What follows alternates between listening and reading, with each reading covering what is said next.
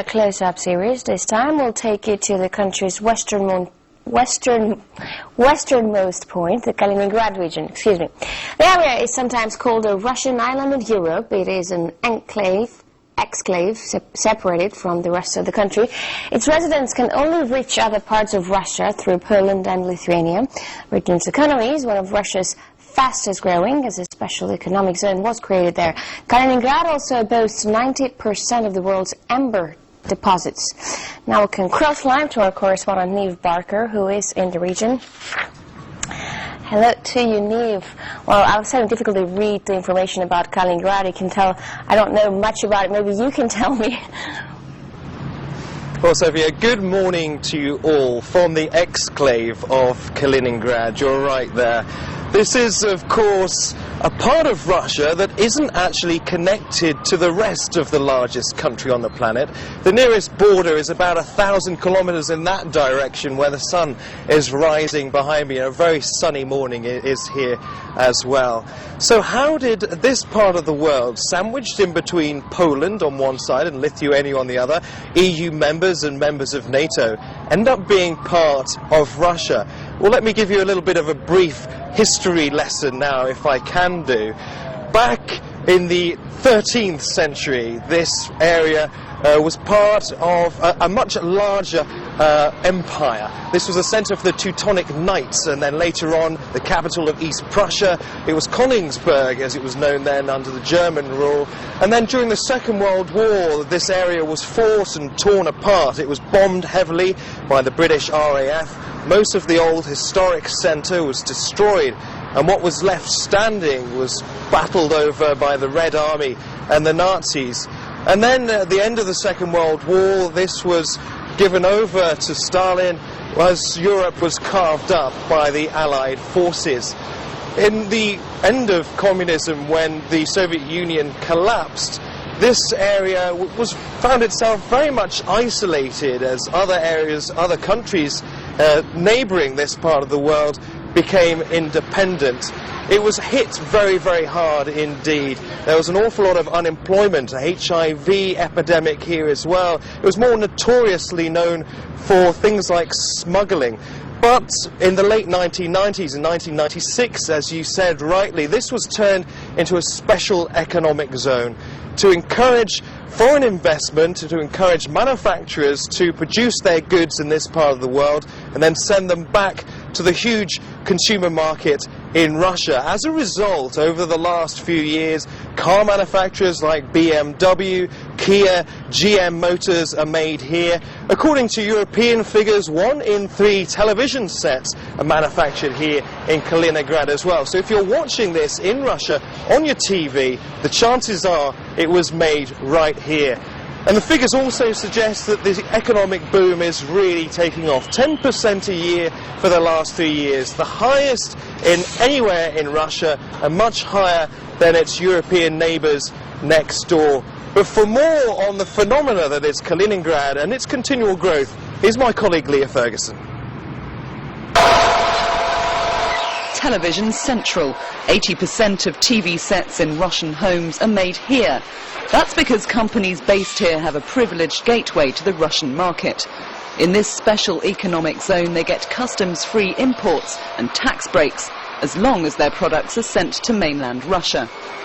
Telebolt's director says this policy is the reason he set up shop.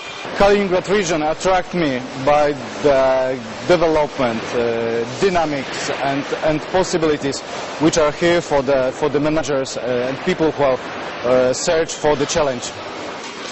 And the favourable economic environment has turned Kaliningrad into a car capital. Car makers BMW and Kia among foreign investors. The BMW Aftertour joint venture keeps winning awards for quality. Business is booming. Production here has increased 10% in the last 10 years. Now this factory is working at full swing, producing 600 BMWs a month.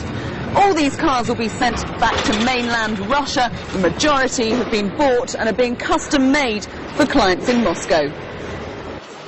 It takes around 4,000 components to make an average BMW. All these parts shipped from Germany customs-free. And this has meant boatloads of business for Kaliningrad's commercial port. Now handling 6 million tons of cargo a year, it's lifted its status as Russia's only ice-free port on the Baltic.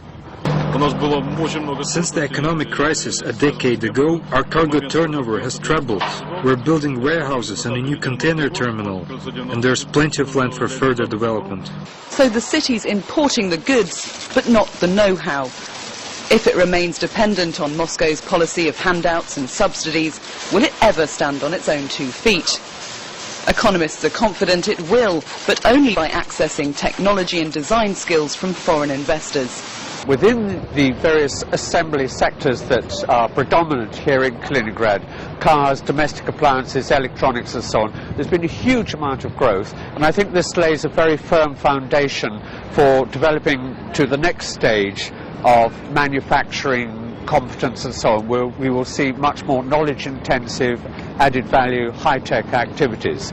Kaliningrad is the top region in Russia for economic growth, even developing faster than Russia itself. Although Soviet architecture still dominates, the renovated city centre speaks of the money pouring into this region. Now the Russian government aims to turn Kaliningrad into a showcase of Russia-EU cooperation. We want Kaliningrad to be a European trade center between East and West. We have increased our exports, but the problem is that foreign markets are not equal. We're waiting for Russia to join the World Trade Organization. Then we'll have greater access to other markets.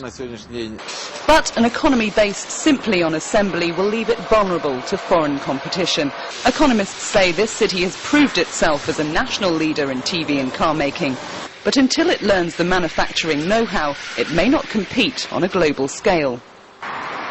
Leah Ferguson, Rush Today, Kaliningrad. Well, as you heard there from Leah Ferguson, this is a part of the world that's been through some tremendous changes. And questions remain as to whether these hopes of boosting the area into what some believe will be the new Hong Kong of Russia are too ambitious or not. Well, for more on this, I'm now joined by Fiorenzo Sperotto, who is the member of the Honorary Council here for Italy and also a key financial advisor and investment advisor in this part of the world. Now, can I ask you, 10% growth in 3 years, the aims are to make this a real centre for Russian industry and also for growth. Do you think that these are too ambitious aims, or are they realistic? Well, what I can say is that, of course, it's quite ambitious, and there are some possible shortages at hand. The most important one are the lack of skilled labor force. The second one is transportation logistics system, who has achieved, let's say, its full capacity. So it has to be expanded and maybe restructured, and this requires for huge investment. And the third one is energy. Energy shortage is a problem already now, and there are many big efforts, investment ongoing, the second block of the gas-feeded energy power station, and there is in view also an atomic power plant, but this intervention are expected to give an effect in the long term, of course, not in the short term. So I think the problem will emerge in the short term.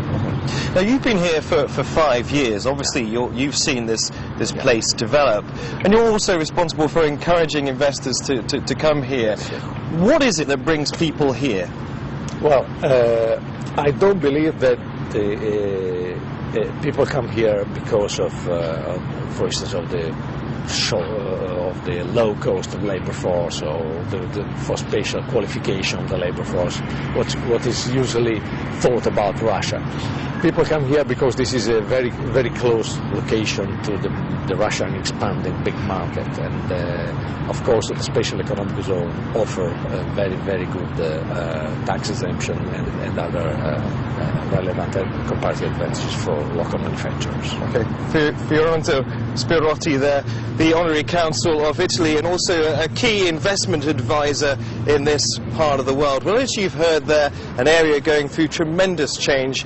We, as part of the Russia Close-Up team, will be here all day. We hope you can join us. We've got a number of guests. We'll also be here for another couple of days.